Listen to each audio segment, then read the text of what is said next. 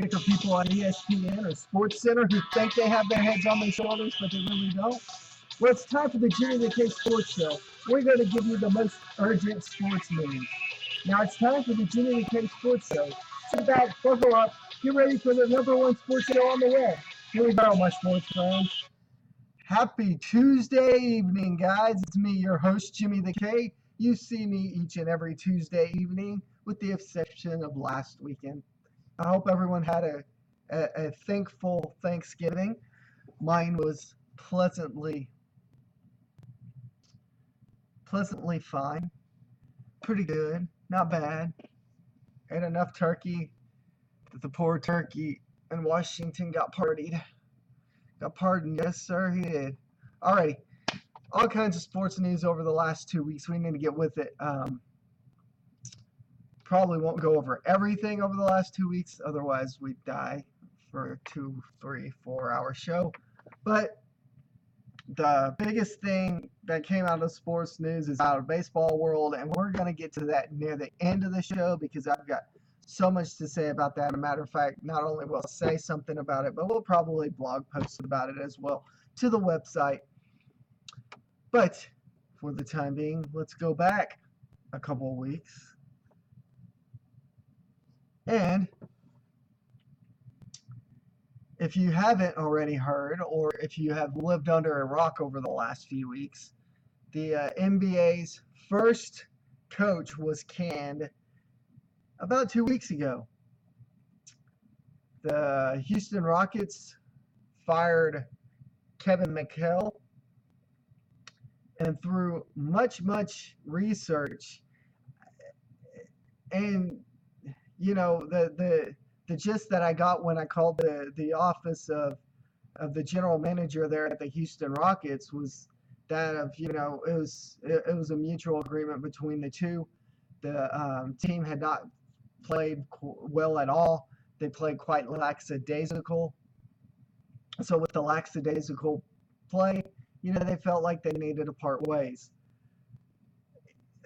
Personally, though, I think there's more to it than that. I think, from the gist, like I said, from the gist that I got when speaking at the office of the general manager there at the Houston Rockets, was more of not the lines of we wanted to part ways, but more of the lines of we had a rift.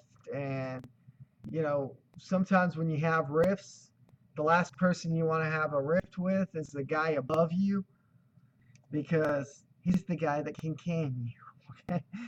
Oh yeah, everyone loves to be canned, don't they? But good news for Kevin McHale, because Boston's front office basically told him a day or two later, we have a spot for you. We're here with open arms.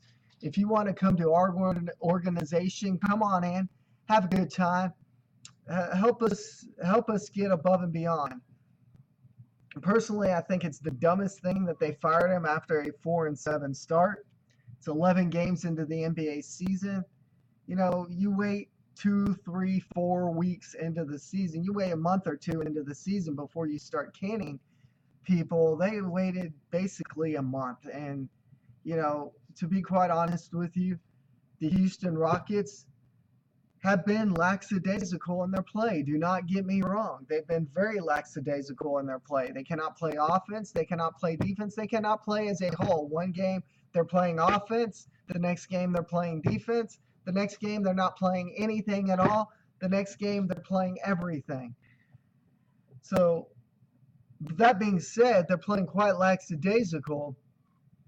And I'm going to throw out my 10 cents here. 10 cents for what it's worth. The Houston Rockets didn't start playing like crap until Harden decided he wanted to get in with the Kardashian girl. I believe it's Khloe Kardashian. I could be wrong. It's one of the Kardashians. I could care less. It's the one that he's banging behind Lamar Odom's back. We all know. Khloe says she's going to be there for Lamar. The truth of the matter is she's hoping that he kills over so she can bang another basketball star, being Harden.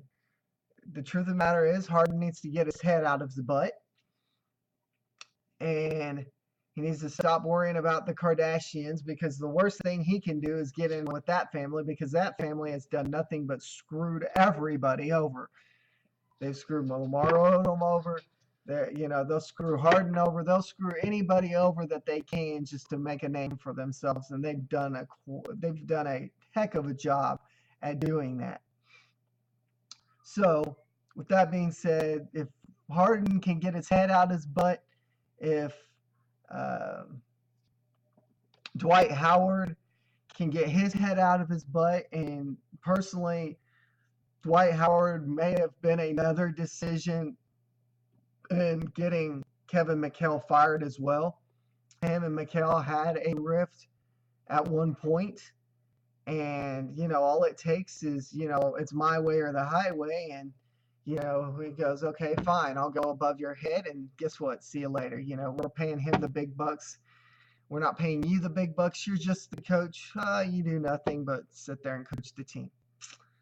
It's sad to say, but that's the way it works sometimes in the sports world.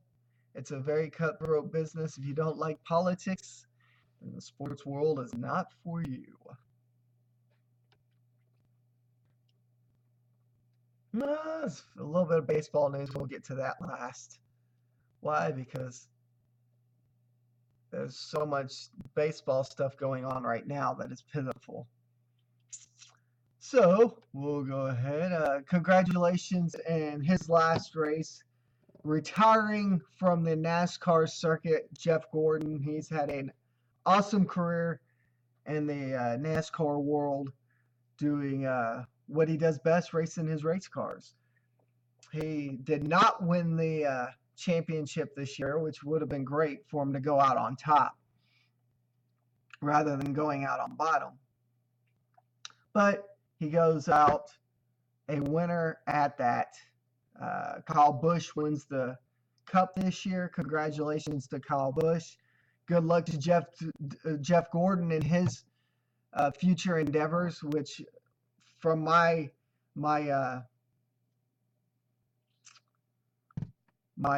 sources and other people inside the NASCAR circuit have also said that not only does he have a future outside of NASCAR, he's going to be in the booth. He'll be helping commentating some of the race car type stuff. It'll be interesting to get his take.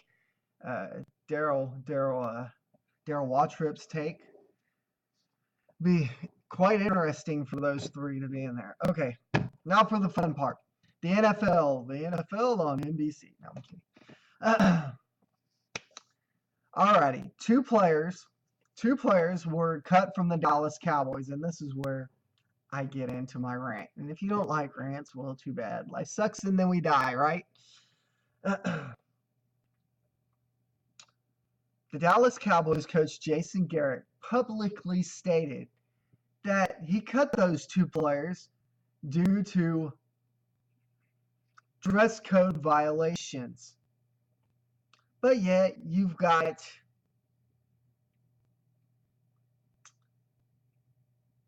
Greg Hardy, who's continued his antics on the field. His own teammates really don't like him in the Dallas Cowboys organization. I can understand being passionate about the game. Fine, I can understand him, Greg Hardy, being passionate. But when it comes to him screaming and yelling at other teammates on the team, on the offensive side of the ball at that, then you've got problems. And your problems are Greg Hardy. Okay? I personally think this is the dumbest decision Coach Garrett has ever made. You don't cut two players because they didn't wear a suit and tie to their interviews, or what, not a suit and tie to their media interview.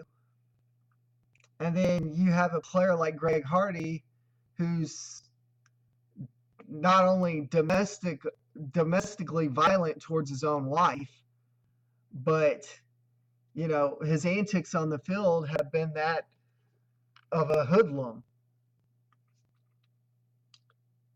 So, this reminds me of some organizations, some businesses, some churches, some, things like that where they get their heads so wrapped around the dress code that sometimes, they look above and beyond what needs to be done. For instance, you get organizations, you get companies who feel like, this is the dress code. You didn't come in dress code wise, we're going to fire you. But yet you've got somebody in the company, and they know it, that's stealing stuff, that's, a financial mogul, that's Ponzi scheming people, and nothing's done about them. Sometimes you have to look past the dress code and look towards what the bigger problem is. And the bigger problem with the Dallas Cowboys here is Greg Hardy. It's not the dress code. Cutting two players because of a dress code is the dumbest thing I have ever heard. Ever heard. Congratulations to adding to the unemployment, Jason Garrett. Dumbest coach in the NFL, to be quite honest with you. That's just my opinion. People don't like it, too bad. Life sucks and then we die, right?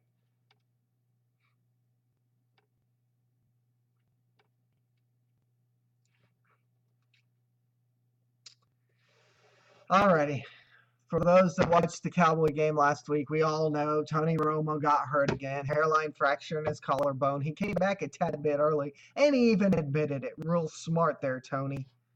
I don't think Tony has everything to do with coming back early. I think Jerry Jones has the majority of him coming back early. But this is where the Cowboys have lacked this season. They need an adequate backup, an adequate replacement for Tony Romo. I posed the question a few days ago. How about Trevon Boykin from the TCU Horned Frogs? I feel like he's a good athlete. He's a good quarterback. Some question the question and said, he's more of a wide receiver or running back. He can't play quarterback. They said that about Russell Wilson. He'll use his legs too much. Well, they said that about Cam Newton. Cam Newton and Trevon Boykin, in my opinion, are very much the same type player. Trevon Boykin is has a little bit less skill than what Cam Newton has. Don't get me wrong, because he's only a college player. It will take him a few years to get above and beyond. But Trevon Boykin will be an excellent backup for Tony Romo, and somebody that they could mold into being the future Dallas Cowboys quarterback, which is something that they need to do, and they need to do it in the first round. Whether it be Trevon Boykin or whoever's that first available quarterback in that first round, they need to go after. Not only that, but they need to sign a running back or draft a running back as well.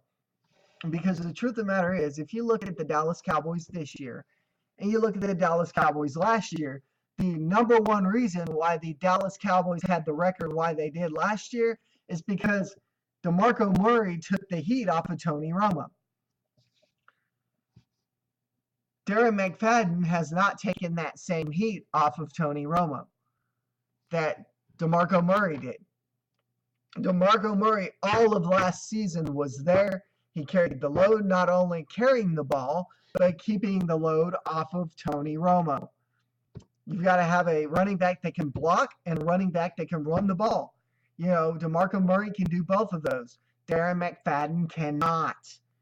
So you've got to sign a running back coming in the offseason or draft one, and you've got to draft a quarterback, the best available in the first round, to be Tony Romo's predecessor in years to come.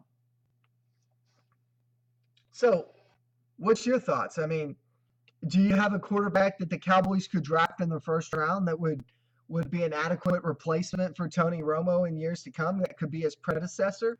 Shoot me a message here on Ustream. You can also now, believe it or not, I also have a call to action page on the All About Sports Zone page. So not only that, you can send a message through All About Sports Zone, which you could already do anyway, but it's a lot easier now. You just click on the send message button, and you can send a message directly to me. You can let me know who you feel would be an adequate replacement for Tony Romo in years to come. First round quarterback. The Cowboys have to draft a quarterback in the first round, period. No ifs, ands, or buts about it this year. It has to be done. Tony Romo's been on his back too much. He's been hurt. And when he's been hurt, they're 0-9. 0-9 with him being hurt. So Trevon Boykin, who would you draft? Who would be your draft pick for the Dallas Cowboys this coming offseason? The first round pick. Now, for the NFL power rankings, remember I go through the power rankings through the week, just like I do the college, and then I go through and do them myself, which, to be honest with you, these are pretty well the same, with the exception that I do have the Patriots number 1. The NFL rankings have the Patriots number 2 because the Patriots lost to Denver the other night. I still have the Patriots at number 1 because, truthfully, I don't think there is a team out there, even though the Denver Broncos beat them, I don't think the Denver Broncos beat them. I think the refs beat the Denver Broncos, or beat the Patriots, excuse me. The refs beat the New England Patriots, not the Denver Broncos. With that being said, my power rankings will look a tad bit differently than what theirs do. NFL power rankings, these are the NFL's power rankings. After that, I'll go through mine.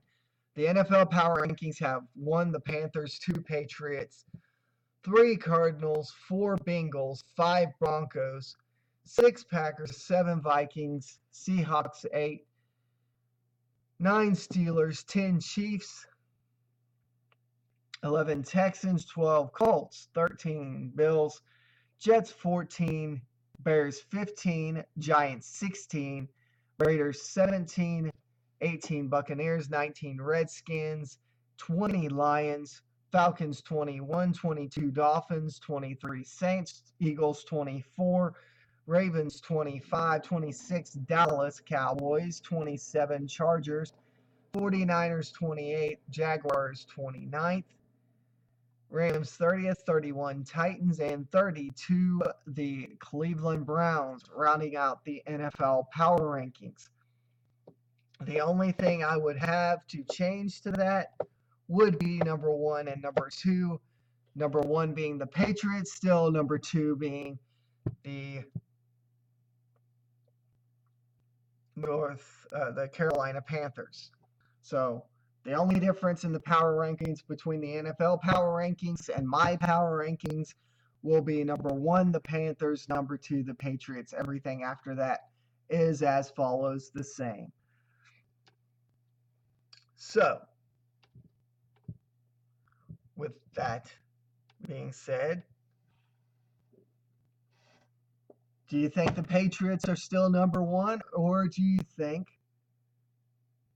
the Panthers have taken that number 1 spot just because they have the undefeated record?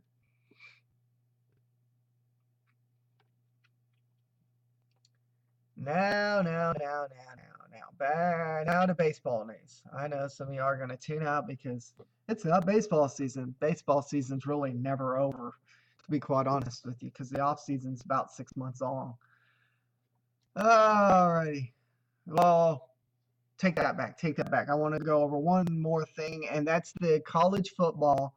The college football playoff rankings came out today, right before the show. A matter of fact, I believe it came out about 30 minutes before the show started, 30 or 45 minutes. So this is the new top 25 in the college football playoff. Then I'll go through, do my top 25 because my top 25 will not look like their top 25. Then we'll get into baseball news. Alrighty. This is college football's playoffs top 25. 1 Clemson, 2 Alabama, 3 Oklahoma, 4 Iowa, 5 Michigan State, 6 Ohio State, 7 Stanford, 8 Notre Dame, 9 Florida State, North Carolina, 10 TCU, 11 Baylor, 12 13 Ole Miss, 14 Northwestern, 15 Michigan, 16 Oregon, 17 Oklahoma State, Florida 18, Houston 19, 20 USC, 21 LSU, Temple 22, Navy 23, 24 Utah, Tennessee 25. That's college football's playoffs top 25. This is how my top 25 would look, and it's totally different from this. Because to be honest with you, I think Clemson stays number 1. Iowa goes to number 2. Why? I don't get why Clemson and Iowa, both being the 2 undefeated teams, are not 1 and 2. Clemson, Iowa 2, Oklahoma 3, followed by Alabama 4. And you stay at Michigan State, Ohio State, Notre Dame ahead of Stanford. I know it sounds weird. Florida State, North Carolina, TCU over Baylor at 12. Ole Miss, Northwestern, Michigan, Oklahoma State followed by Oregon, Florida, USC followed by Houston, Temple, Navy, LSU 23, Tennessee 24, Utah 25. That's how my top 25 would look at like in the college football 25.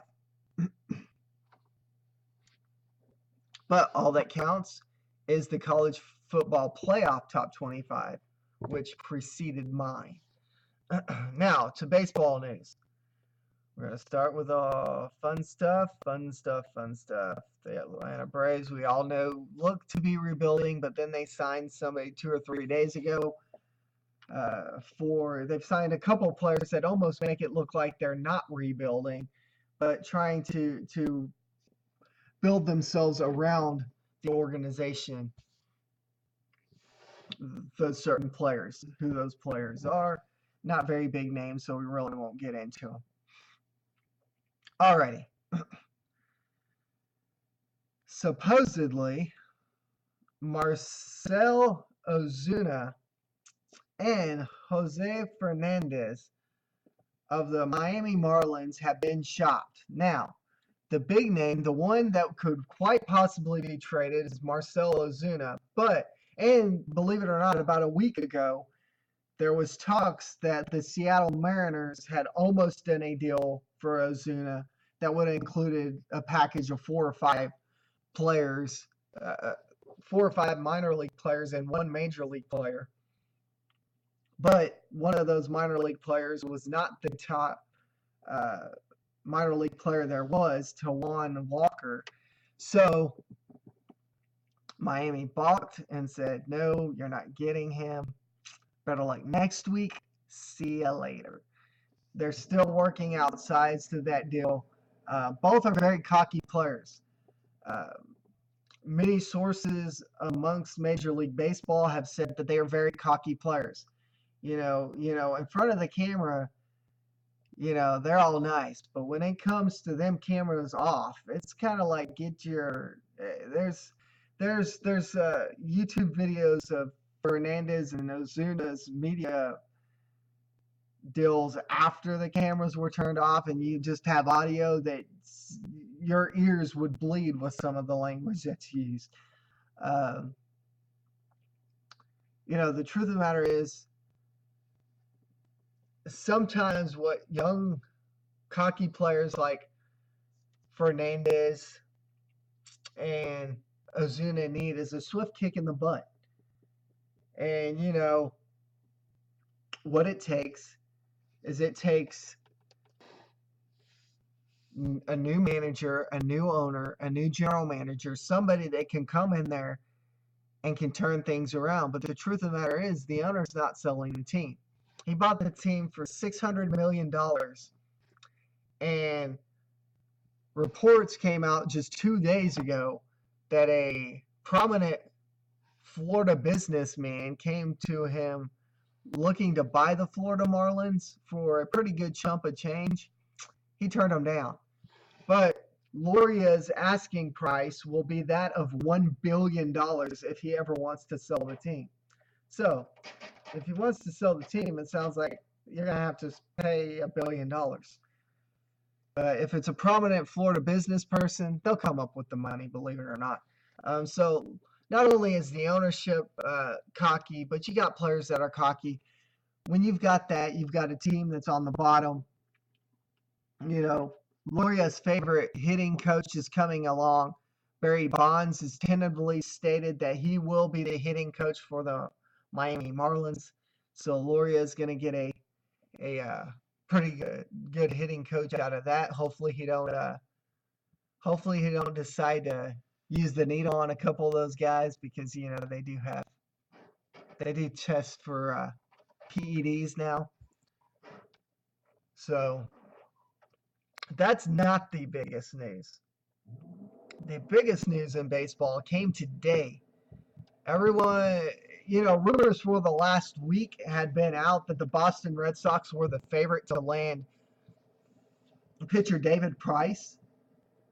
And believe it or not, guess who landed David Price? The Boston Red Sox. Now, this is a record-setting deal for a major league pitcher. 7 years, $217 million.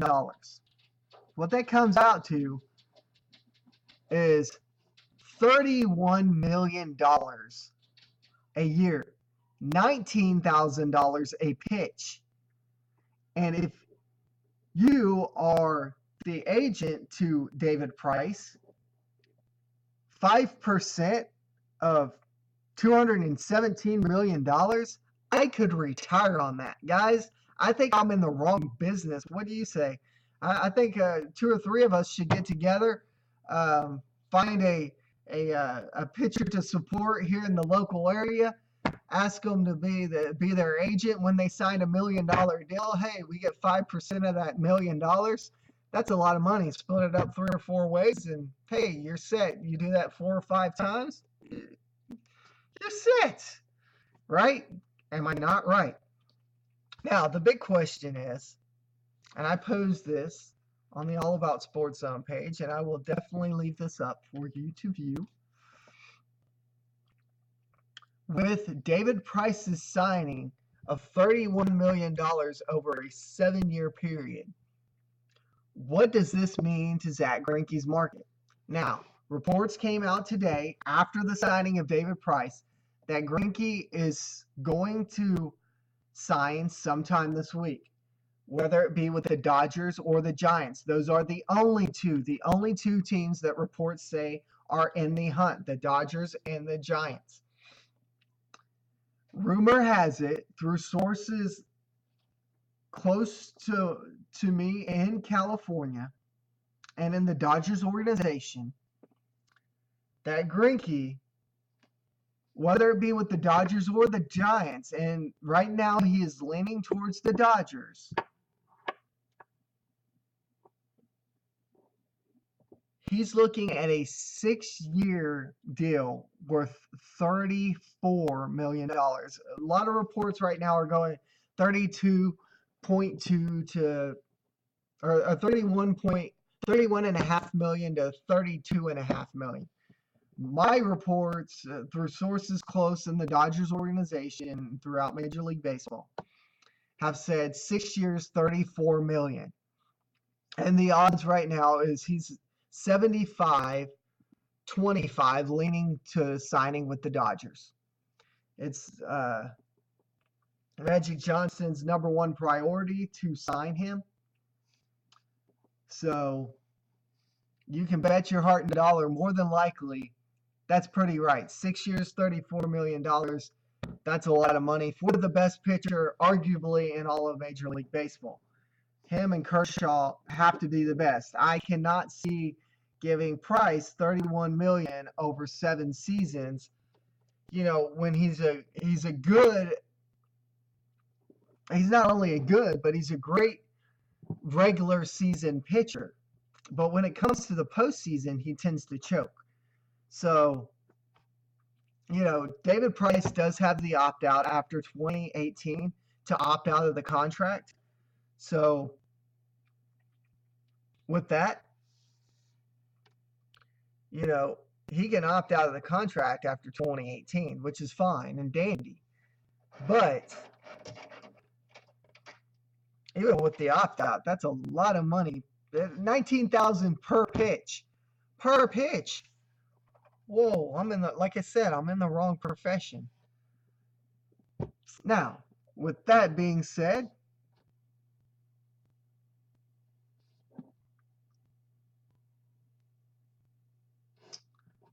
we have a trade that just came through. A trade that just came through a minute ago between the Orioles and the Seattle Mariners. And the deal right now is the Mariners, looks like Trumbo is being traded to the Orioles for Steve Clevenger, and it looks to be one other minor league player. The sources are just now coming out. This is being reported by not only John Hyman, but the beat reporter there at the Seattle Mariners. So we'll get you the latest information on that as it's see do fit. With that being said, that's this week's Jimmy the K Sports Show. Remember, there are ways that you can get in touch with me now. Very simple ways for you to get in touch with me. You can like our Facebook page, which is www.facebook.com/allaboutsportszone. By liking that, you can message me your sports questions, comments, concerns. You can also email me at allaboutsportszone, that's one word, allaboutsportszone@gmail.com. You can follow us on Twitter at Jimmy Kersey1, or you can contact us through the website www.screamerproduction.wix.com/allaboutsportszone. And until next Tuesday,